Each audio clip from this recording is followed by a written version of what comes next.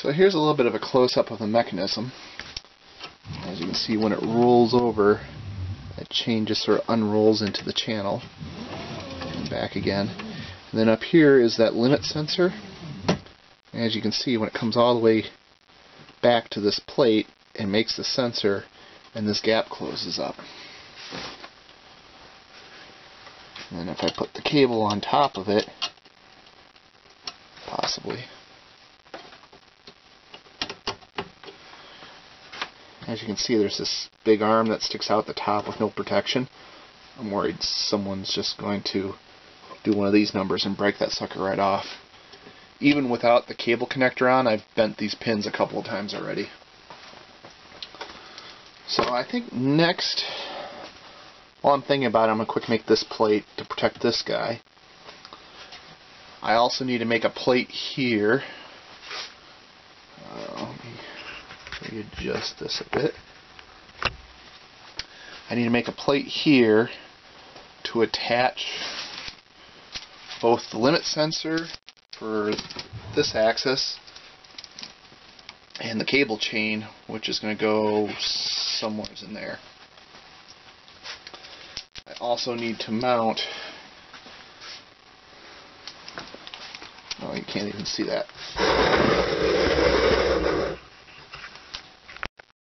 Now you can.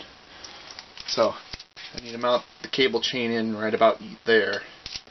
I also need to mount this guy to this plate, which I think I'm going to do similar to how I did down here, and just either a spacer or no spacer, and then screw it straight into the plate through the buttonholes. And I may get it to lay right on top of this motor, which may be a bad idea. These will get hot when they're in use, so I may try and prop it up so maybe it lays on top of these two screws here. As you can see, there's not a lot of room there, but there's plenty, especially if I make a plate up here to put that onto. So, yeah, that's the plan. I'm gonna go drill some holes and cut some stock, and I'll try and cut back in when I'm doing something interesting. So I think this is what I'm gonna do for the chain mounting. So I'm going to mount this piece right about here, going off this way. So as it curls up, it'll scroll up like that. Which that means I need an upright here to attach it to. So I got this piece of bar stock I'll lop off and mount in like that. I don't need to mount it to this side because this trolley cannot go all the way up against this plate due to the wheels interfering. So this roller here actually binds up on this roller here, as well as the cross brace in here hits my tensioning spring. You know, I could get away without having a tensioning spring, but this still binds up, so I'm leaving it there and just not planning on using the full travel. You know, I'll lose like a quarter. Yeah, somewhere between a half and 1 inch of travel across the distance of the axis. So, I got some slightly used bar stock here for this piece, and some really slightly used bar stock, which I'll use to make the plate to protect this connector. Again, nothing structural on this, and once you hit it with a sander and get the paint off of it, you won't be able to tell the difference other than a couple extra holes in it. Okay, quick pass over with some 60 grit sandpaper and the random orbit sander, and they look pretty decent. So this is the piece that had all that paint and primer gooped on it. I don't know what kind of primer they used, but man, it stuck well to the aluminum even after all this time. So next up, I need to transfer these screw holes to these plates, or to this plate, to make some divots so it fits over them and screws flush to this plate, and I'll cut back in once that's done. So here's the guard plate. I basically just transferred these two holes by putting the plate in place and tapping the back with a hammer just to get 2 indents, and then it's not really a countersink. I just drilled part way down to make a pocket for the 2 nuts on the back side of the sensor. These 2 holes are tapped to 1024. Since this is aluminum, I went with the coarse, just to make sure I don't pull the screws out of this plate. Since it's really not holding anything, it shouldn't make a difference. Either would have worked. I also added 1 more hole here because this hole just happened to line up with the side of the sensor connector, so I should be able to put a zip tie between those 2 holes to hold the cable on the back of the plate. So here's the sensor, and if I didn't screw up, this should bolt on just like that. Now for the fastener purists out there, you may want to turn away now. I'm using 832 screws, and hopefully with washers they will stop just flush with the other side of the plate or slightly proud. So they're just slightly proud. These are 1/2 inch long. 3/8 would be better, and in fact I'm going to go see if they have some. I'll be back in a bit.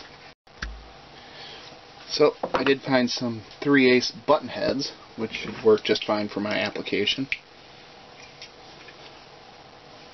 So 1032 by 3/8 long button heads. Yep, that should work. I'm going to remove the extra washer I had in here. It was just there to take up some of the space so the back end wouldn't stick out, and it still stuck out. There's no real need to put a washer against a steel plate if your holes are somewhat exact or close, because the plate... Oh, sorry. Arm's in the way. The plate will act as its own washer. There's no chance of the screw head digging into the plate or the lock washer digging into the plate.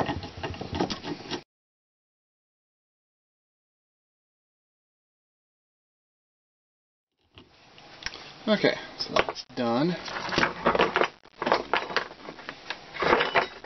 In theory, this will go like this with a zip tie back here, and then probably zip tie there, and then sneak through this little gap where when the chain rolls back. So that is the guard, and it keeps you, if you hit it with stuff, it's going to protect the sensor long before it gives up and bends. Okay, I'm going to cut out for a minute and try and figure out the next step. Okay, so I just sort of laid out on this piece the center line and then split the difference in the holes. This line here lines up with this edge. This clearance I had to cut for this pulley, or this wheel, it's on a concentric or eccentric bolt, so I wanted to make sure there was enough space for that wheel to move up and around and clear it. This goes right against the rail here, and then it actually lays on top of the post for this pulley, which is not eccentric. And if all goes well, I should be able to just slap these bolts in. Instead of threading into the stronger steel, I am using 1024 bolts into the aluminum, and mostly just because I wanted easy access for installing and removing them. Had I done it from into the steel, I'd have to do it from this side, and that's kind of a pain in the butt with this rail right there.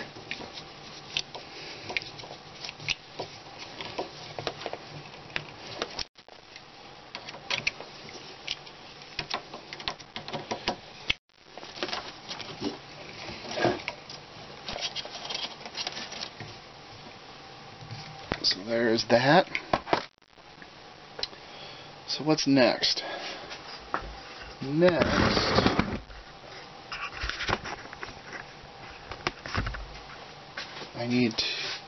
I can either figure out this drag chain, which I need to do anyways, and the other thing I need to do is mount a limit sensor somewhere to this bar, so I know when this has slid all the way over to about there. I think that's where I'm going to call home. I need to mount this such that the cable's clear. I also want to protect the connector on here so I don't have to add yet another little bump plate like this to the machine. So currently I'm sort of thinking maybe something, oh, you can't see it.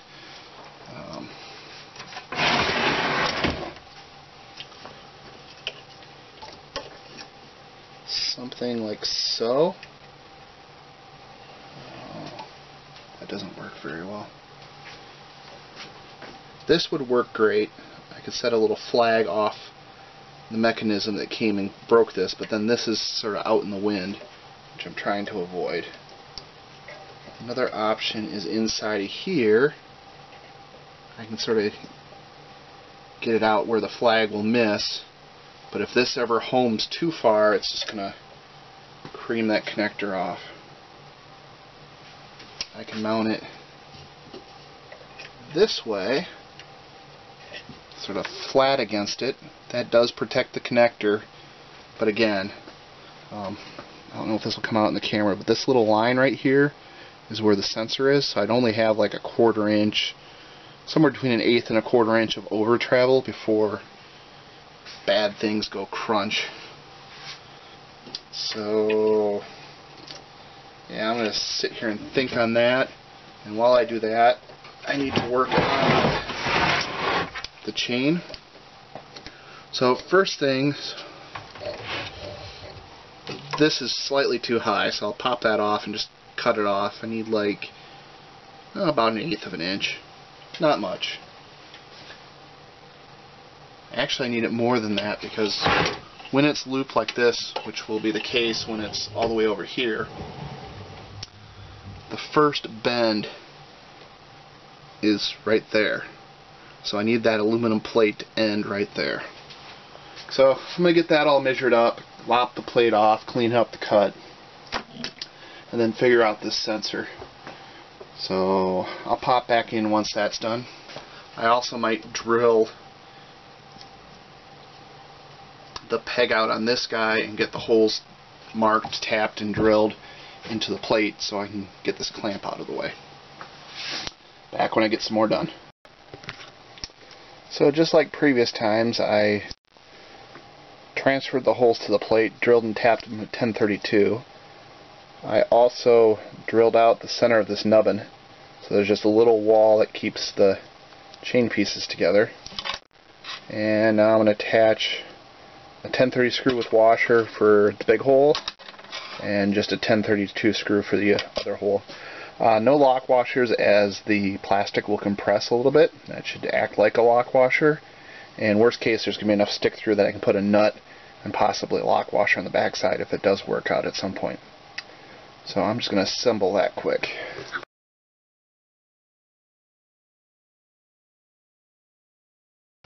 So my hole is just a little too tight, so I'm just going to drill it out again quick. Before it was a number 14 drill, now I'm going up to a number 12. If you ever need to drill this particular branded chain out, it's Hygus, I think.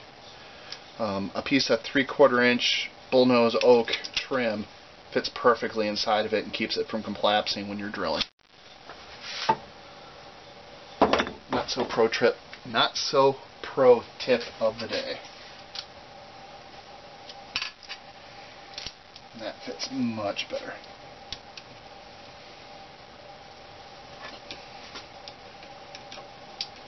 These are truss-like head screws, so they got a bigger, fatter head on them. So they should put their clamping force over a bigger area on this chain and keep it from just collapsing.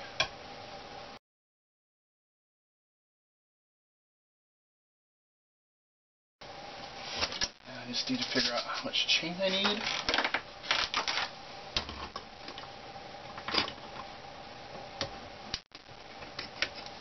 So right now I have it all the way this way on the gantry, And I need like 2 links. I'll take this off right here. Oh, one more.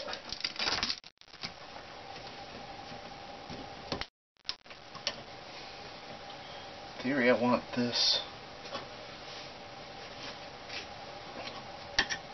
Okay, this post is still a little too tall, so I'm going to take it off again and cut it off.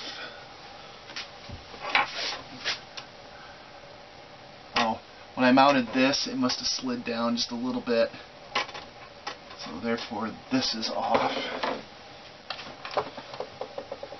So I'm going to lop this back off to make this sit nice and level when it's stretched out like this. Then, in theory,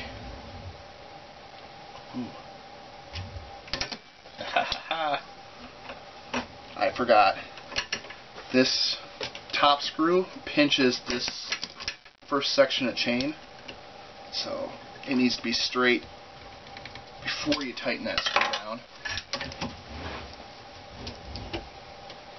which then changes all these dimensions.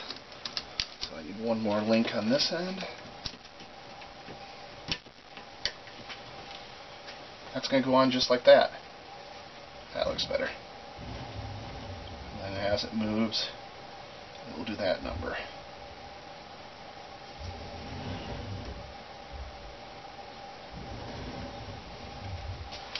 So the next question is, how am I attaching this to this piece? I think I'm just going to run a couple screws through the back. One thing to note, this is sort of the minimum bend radius right here. If it does go too far, it does flex a little bit, but it puts a heck of a lot of strain on here, so I don't want to do that if I don't have to. So I think I'm going to set it up so it stops right about there. But then it can go all the way over here and back. Okay, I'm going to cut out for now. I'll cut back in once I got some of that put together.